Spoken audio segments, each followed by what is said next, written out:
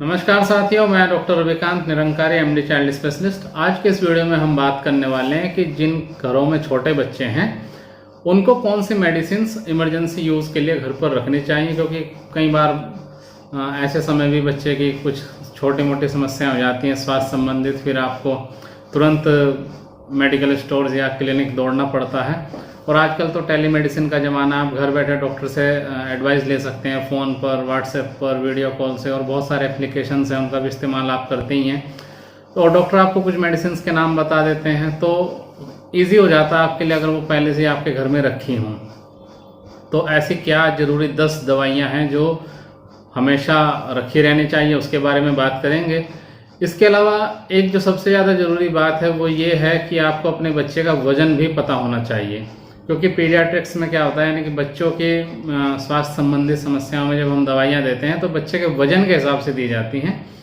तो आपको अपने बच्चे का वजन भी पता होना चाहिए। उसके लिए आप हर 2 महीने में एक बार बच्चे का वजन ज़रूर देखा करें। इससे 2 फायदे होंगे। पहला तो ये आपको पता चलेगा कि बच्चे का ग्रोथ सही हो रहा है, उसका वजन बढ़ रहा है कि नहीं बढ़ रहा है, तो उस हिसाब से आप डॉक्टर से सलाह ले सकते हैं। दूसरा ये है कि अगर आपको बच्चे का वजन मालूम है तो आप जब टेली कंसल्टेशन के द्वारा डॉक्टर से सलाह लेते हैं तो डॉक्टर आपसे बच्चे का वजन पूछते हैं, तो आप वजन बता करके आप उनसे दवाइयों की खुराक यानी कि डोजेज आप आराम से समझ सकते हैं। तो चलिए शुरू करते हैं आज का ये वीडियो, जिसमें हम बात करेंगे ज़रूरी 10 दवाइयों के बारे में।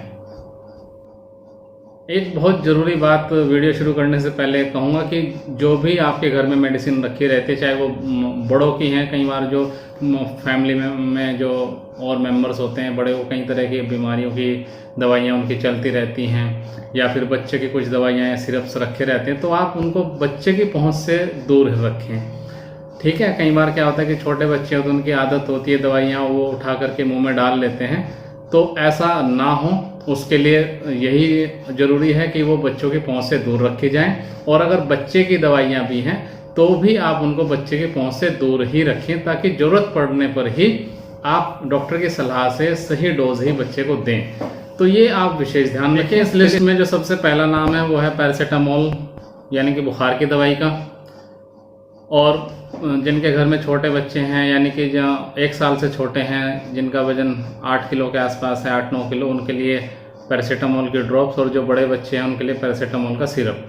तो ये 2 चीज़ें, पैरासीटामोल के सिरप या ड्रॉप, आपके घर में हमेशा रखी रहनी चाहिए, ताकि ज़रूरत पड़ने पर आप बच्चे को दे सकें। खुराक कितनी देनी है वो हमें वजन के हिसाब से देनी होती है। और पैरासीटामोल की डोजिंग के ऊपर एक पूरा सेपरेट वीडियो इस यूट्यूब चैनल पर है, कितने वजन पर कितनी खुराक देनी होती है, आप वो देख सकते हैं।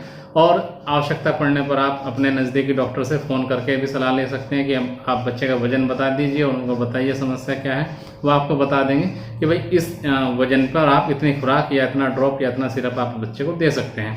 तो पैरासीटामोल की सिरप या ड्रॉप आप ज़रूर हमेशा अपने घर में रखिए। नंबर 2 पर आती है नॉर्मल सलाइन की नेज़ल ड्रॉप।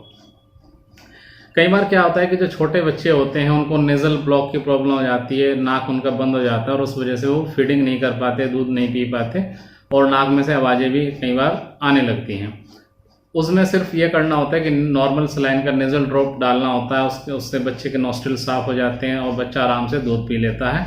उसके बाद आप आवश्यकता पड़ने पर डॉक्टर से चेकअप करा सकते हैं और बाकी मेडिसिन ले सकते हैं। इसके बाद नंबर 3 पर हम बात करेंगे एंटी कोलिक ड्रॉप्स की। जो छोटे बच्चे होते हैं, कई बार उनको पेट में कोलिक की वजह से पेन होता है और वो बच्चे बहुत ज़्यादा चिड़चिड़ा कर रोने लगते हैं, चुप ही नहीं होते हैं।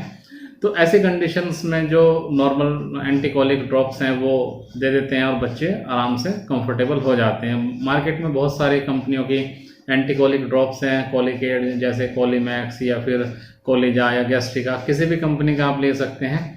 लेकिन उसकी डोज कितनी देनी है वो बच्चे की उम्र और उसके वजन के हिसाब से ही डिसाइड होती है।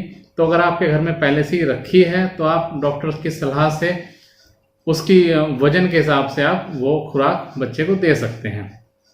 अब हम बात करेंगे ORS और जिंक की। ठीक है, कई बार डायरिया बच्चे हो जाता है, और डायरिया यानी कि दस्त होने पर सबसे पहली जो चीज़ दिमाग में आती है वो है ओरल रिहाइड्रेशन सॉल्यूशन, यानी कि ORS। आप अखबारों में पढ़ते हैं, टीवी पर, रेडियो में, सब जगह पूरा प्रचार इसका किया जाता है। दस्त होने पर ओरल रिहाइड्रेशन सॉल्यूशन ORS देना है और जिंक की टैबलेट या जिंक का सिरप देना होता है। तो अगर घर में पहले से ही रखा है तो आप उसको इमरजेंसी कंडीशंस में इस्तेमाल कर सकते हैं। और कैसे ORS बनाते हैं, कितना पिलाना होता है, कैसे पिलाना होता है, इसका एक पूरा सेपरेट वीडियोस यूट्यूब चैनल पर है, आप वो देख करके पूरी जानकारी ले सकते हैं। अब बात करते हैं एंटी एमेटिक, यानी कि वॉमिटिंग अगर बच्चा बार बार कर रहा है तो कुछ मेडिसिन आपके पास अगर हैं तो काफ़ी आपकी समस्या का समाधान हो जाता है। एंटी एमेटिक ड्रॉप्स या सिरप्स में ऑन्डेंसेट्रोन या डोमपेरिडोन के सिरप और ड्रॉप्स अवेलेबल होते हैं, आप वो इमरजेंसी यूज़ के लिए घर में रख सकते हैं। और कभी अगर ऐसी ज़रूरत पड़ती है तो आप अपने डॉक्टर से उनके सलाह से वो बच्चे के वजन के हिसाब से वो दवाई बच्चे को दे सकते हैं। उसके बाद आप चेकअप भी ज़रूर करा लीजिए ताकि ये पता चल सके कि वॉमिटिंग हो क्यों रही है और आगे और क्या क्या दवाइयाँ बच्चे को देनी पड़ सकती हैं।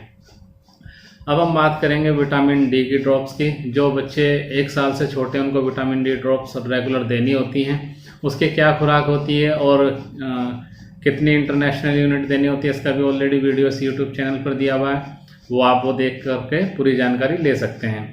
अब बात करते हैं रैशेस के बारे में। बच्चे को कई बार डायपर आप बहुत ज़्यादा एक्सेसिवली यूज़ करते हैं, उस वजह से डायपर रैशेस हो जाते हैं। बच्चे कई बार चिड़चिड़ा कर रोने लगते हैं, सोते नहीं हैं, तो उस कंडीशन में आप डायपर रैश के लिए क्रीम अगर लगा देते हैं तो बच्चे को काफ़ी रिलीफ होता है, बच्चा कंफर्टेबल होकर के सो भी जाता है।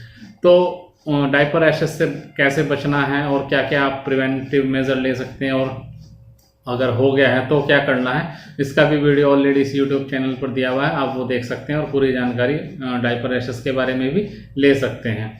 अब हम बात करेंगे थर्मामीटर के बारे में। कई बार क्या होता है कि आप बच्चे की बॉडी आपको लगता है गर्म हो रही है पर एक्चुअली में फीवर नहीं होता है, तो थर्मामीटर, डिजिटल थर्मामीटर अगर घर में है तो बहुत इजी हो जाता है आप लोगों के लिए देखना कि फीवर वाकई में है या नहीं है।